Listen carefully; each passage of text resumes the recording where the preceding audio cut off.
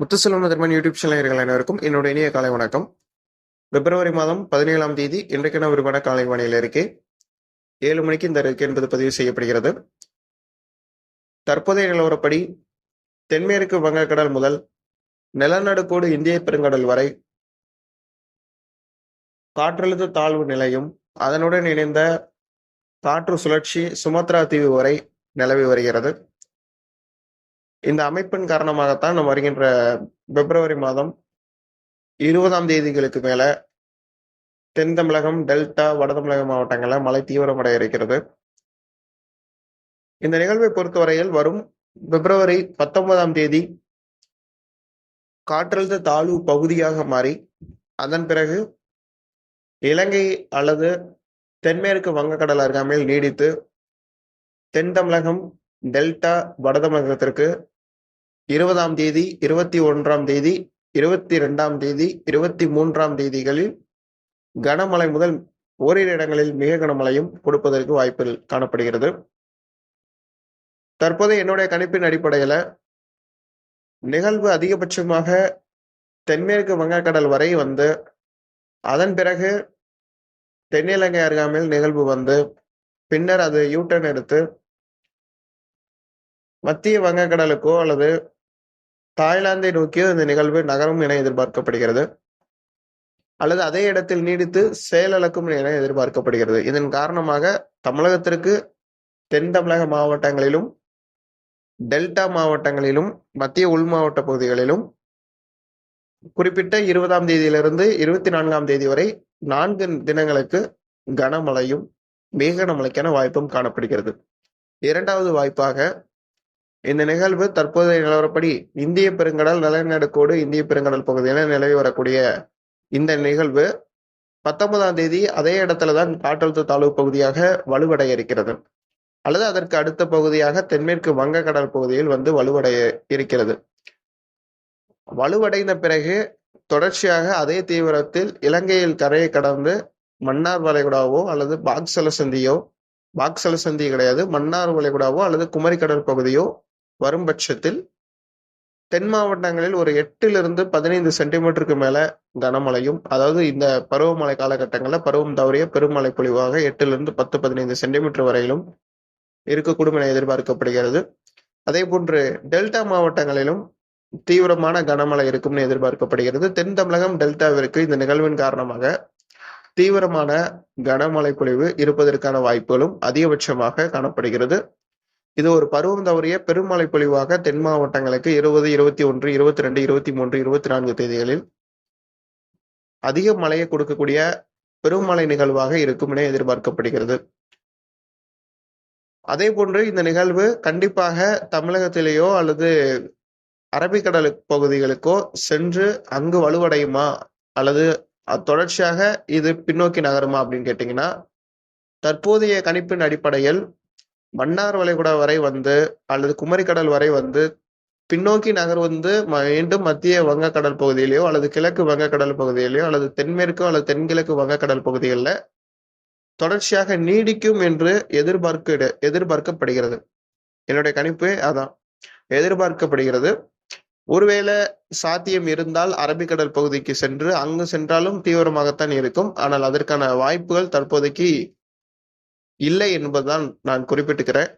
அப்படி ஒருவேளை வாய்ப்புகள் இருக்கும் பட்சத்தில் வரும் நாட்கள்ல அறிவிக்கப்படும். தற்போது வரை எந்த ஒரு கணினி சார்ந்த மாடல்களும் அரபிக்கடலுக்கு நிகழ்வு செல்லும், அங்கு தீவிரமடையும் என்று குறிப்பிடவில்லை. அதே போன்று இந்த நிகழ்வுக்கு பிறகு தமிழகத்தில் 25ஆம் தேதிகளுக்கு பிறகு வெப்பச்சலன இடியுடன் கூடிய கனமழை தொடங்குறதுக்கான வாய்ப்பு இருக்கு. பரவலாகவே தமிழகத்துல தொடங்கி தீவிரமாக மழைப்பொழிவு இருப்பதற்கான வாய்ப்புகள் காணப்படுகிறது.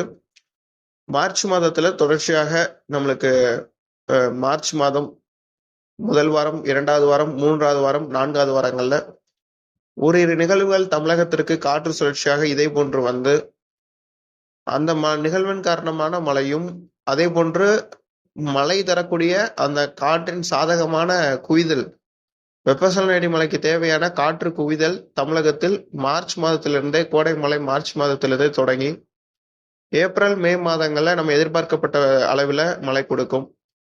குறிப்பிட்டு இந்த வருஷத்தை பொறுத்தவரையில் நம்மளுக்கு கோடை மழை மிகவும் அருமையாக பதிவாகும். கடந்த ஆண்டு கோடை மழை குறைவாக இருக்கும் என்று சொல்லியிருந்தோம். அதன் அடிப்படையில கோடை மழை பொறுத்தவரையில கடந்த ஆண்டு மிக குறைவாகத்தான் இருந்தது. அதற்கு முந்தைய ஆண்டுகளை ஒப்பிடும்போது இந்த ஆண்டை பொறுத்தவரையில கோடை மழை மிக சிறப்பாக இருக்க போவதில் எந்த மாற்றமும் இல்லை. தமிழகத்திற்கும், தென் தமிழகத்திற்கும், டெல்டா மாவட்டங்களுக்கும், வட மாவட்டங்களுக்கும், உள் தமிழக மாவட்டங்களுக்கும், அநேக மாவட்டங்களுக்கும் கோடை மழை இந்த ஆண்டு சிறப்பாக இருக்கும். கோடை மழை எடுத்துக்கொண்டோம் என்றால் ஏப்ரல் மாதங்களிலும் மே மாதங்களிலும் தீவிரத்தன்மையுடன் இருக்கும். அதுல குறிப்பிட்டு ஏப்ரல் மாதங்கள்ல இந்த ஆண்டு நிகழ்வுகளின் காரணமான மழைப்பொழிவுகள் காணப்படுகிறது. நிகழ்வு உருவாகி அது ஏப்ரல் மாதம் இறுதியிலேயோ அல்லது மே மாதங்களிலோ தமிழகம் ஊடாக வந்து அதிகப்படியான மழையை கொடுக்கக்கூடிய கோடை மழையாக இந்த ஆண்டு இருக்கும். தென் தமிழக கடலோரம், தென் மாவட்டங்கள், உள் மாவட்டங்கள்லாம் கொஞ்சம் மழையினால பாதிப்படையும். கோடையில நிறைய நீர்நிலைகளுக்கு நல்ல நீர்வரத்து கிடைக்கும். முக்கியமாக உள் தமிழக மாவட்டங்கள்ல நிறைய நீர்நிலைகள் தொடர்ந்து நிரம்பும். 1 மணி நேரம் 2 மணி நேரத்திற்கு மேல பெய்யக்கூடிய இடங்கள்ல கோடை மழை வலுவாக பதிவாகும். இடியுடன் கூடிய மழை இருக்கும். அதிக இடி தாக்கம் இருக்கும் இந்த வருஷம். கடந்த ஆண்டுகளை காட்டிலும் இந்த வருஷம் ரொம்ப இடி அதிகமாக இருக்கும். இடியுடன் கூடிய மழை அதிகமாக எல்லா இடங்களிலுமே பதிவாகும். அதுல இடி சார்ந்த மழை அதிகமாக இருப்பதன் காரணமாக நீர்நிலைகள் நிரம்பும். ஆனாலும் அந்த நீர்நிலைகள் உள் தமிழகத்துல அதிகமாக நிரம்பும். தென் மாவட்டங்களிலும் நிரம்பும். நீர்நிலைகளுக்கு நல்ல நீர்வரத்து கிடைக்கும் வருகின்ற மாதங்கள்ல. கணிசமாக முழு கொள்ளளவை எட்டக்கூடிய அளவுக்கு அந்த நீர்நிலைகளுக்கு தண்ணீர் வராது.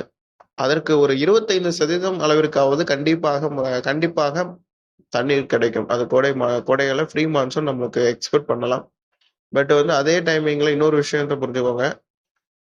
இந்த வருஷத்தை பொறுத்தவரையில என்சோ கண்டிஷன்ஸை பொறுத்த வரைக்கும் நம்மளுக்கு இன்னும் ஒரு 15 தினங்களுக்கு பிறகு நம்மளுக்கு எல்னினோ என்கின்ற அமைப்பு வருவதற்கான வாய்ப்புகள் அதிகம்.